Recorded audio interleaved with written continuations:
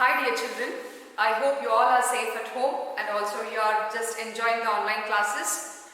So I hope we have conducted many tests. So even this week you will be getting different subject revision test. Take it seriously because it will be considered for the academic promotion, and maintain notes for every subject. It's mandatory, and one fine day when school reopens, definitely all subject teachers will check your notes and it should be updated.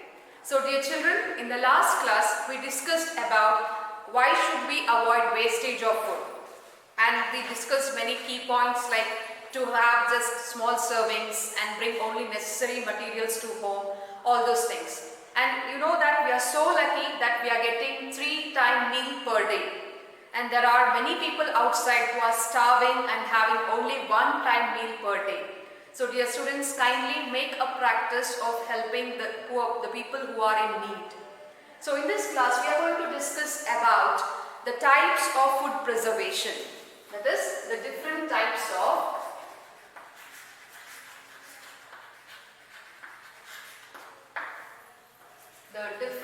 methods of food preservation.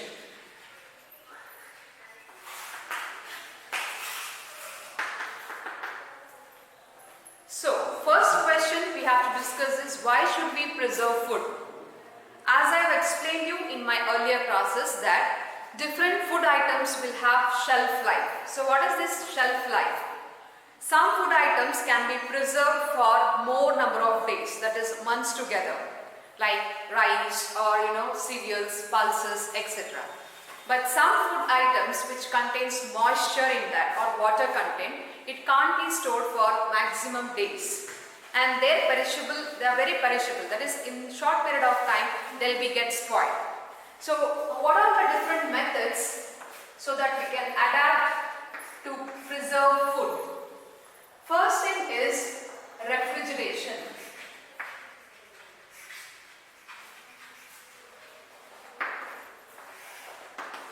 So nowadays, at the maximum level, most of the foodstuffs are kept in the refrigerators. For example, cooked food, right? If it is left over, it is kept in the refrigerator, and fruits, vegetables, etc. Milk, curds, etc. So what exactly happens in the refrigeration? So whenever you keep the foodstuffs or the fruits or vegetables, the metabolic activity or the microbial activity will be arrested in the refrigerator. It's completely freeze there, 0-degree temperature, and hence no microbial activity can take place in these food items. And hence we can preserve the food for at least 7 to 8 days, sometimes months together.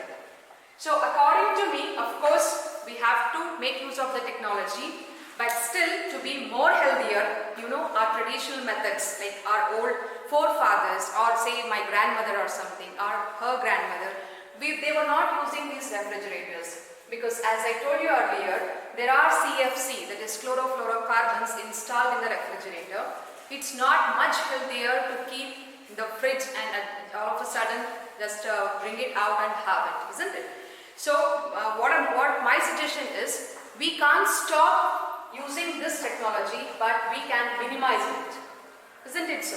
We were talking about the physical exercises. Make practice of going every day, morning walk or evening walk, buy some fresh vegetables and fruits instead of keeping this in the refrigerator. If the circumstances is not allowing or permitting you to go out, then only go for this type of food preservation. So next type, it is drying.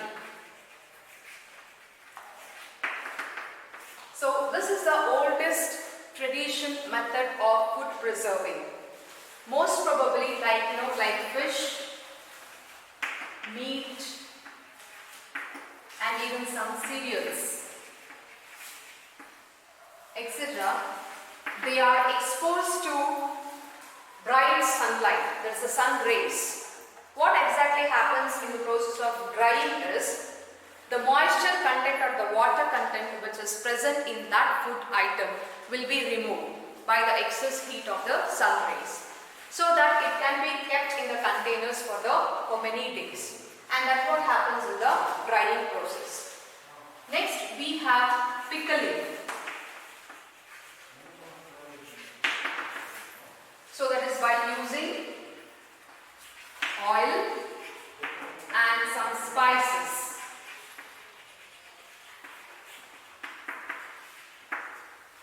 So as we all know that in our traditional custom, so pickling is the best method to preserve some of the pickles, especially like mango. I hope your mouth is watering now, and even lemon. Okay, so these pickles are preserved for longer time, right, in the porcelain jars. I hope even now if grandmothers are there or the moms, they know how to preserve these pickles and all. They used to store in the porcelain jar, okay, and for the longer time, even like months together. They use oil, edible oil, and also some of the spices to preserve that food materials for the longer time. And that's what happens in pickling. Next it is deep freezing.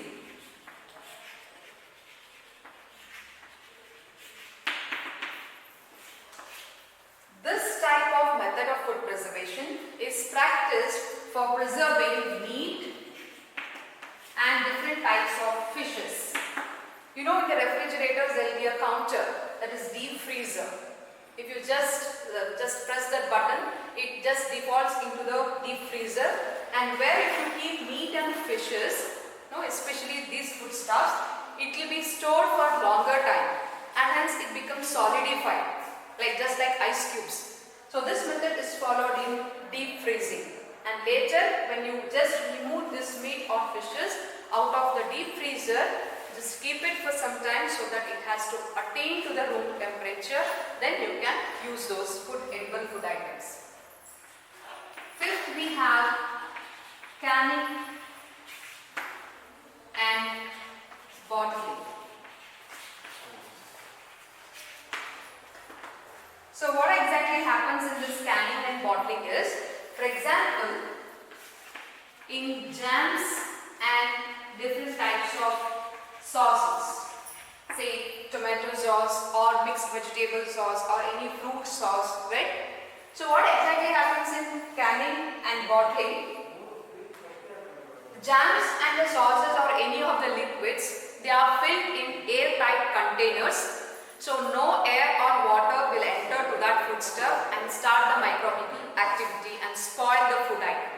And hence this canning and bottling, this helps in transportation from one place to another place, and you know that these all edible items, they are added with preservatives, right? Preservatives.